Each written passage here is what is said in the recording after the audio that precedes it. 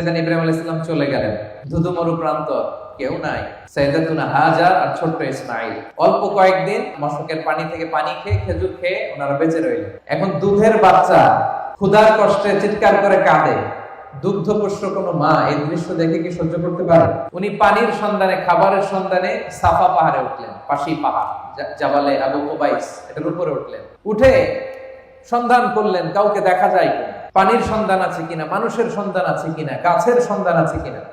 আপনারা জানেন সৌদি আরবে 45 ডিগ্রি 50 ডিগ্রি সেলসিয়াস এই সূর্যের প্রখর সূর্য কিরণ যখন বালুর মধ্যে পড়ে, তখন দূর থেকে এক ধরনের ওয়েভ, ঢেউ তৈরি হয়, মনে হয় যে সাগর। আসলে কি সাগর?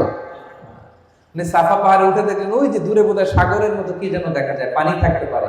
উনি পানির সন্ধানে একটা দৌড় দিলেন। দৌড়াতে দৌড়াতে ওখানে আরেক পাহাড়, ওটার নাম মারোয়া। ওই মারোয়া পাহাড় থেকে